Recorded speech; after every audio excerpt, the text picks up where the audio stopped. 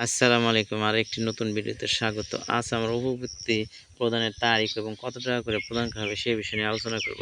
চলতি বছরের জুন ২০২৬ সময়ের প্রাথমিক উপবৃত্তি বিতরণ কার্যক্রম শুরু হতে যাচ্ছে।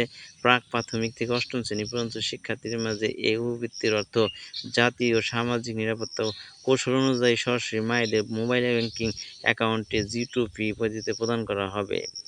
প্রাক-প্রাথমিক শ্রেণী মাসিক ৳৭৫, প্রথম থেকে পঞ্চম শ্রেণী পর্যন্ত পরিবারে একজন শিক্ষার্থী হলে ৳১৫০ এবং একই পরিবারের দুজন হলে ৳৩০০ পাবে। ষষ্ঠ থেকে অষ্টম শ্রেণী যেসব স্কুল চালু আছে, পরিবারে একজন শিক্ষার্থী হলে ৳২০০ এবং একই পরিবারের দুজন শিক্ষার্থী হলে ৳৪০০। বিশেষত প্রাক-প্রাথমিক থেকে অষ্টম শ্রেণী পর্যন্ত একটি পরিবার থেকে সর্বোচ্চ ২ জন শিক্ষার্থী ভর্তির সুবিধা পাবে।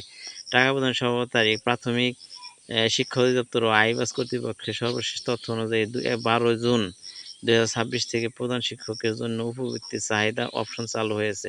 সকল তথ্য যাচাই-বাছাই শেষে আগামী জুন মাসের শেষ সপ্তাহ বা জুলাই মাসের প্রথম সপ্তাহের মধ্যে উপবৃত্তির টাকা সরাসরি অভিভাবকের মোবাইল ব্যাংকে জমা দেওয়ার সম্ভাবনা রয়েছে। আসসালামু আলাইকুম।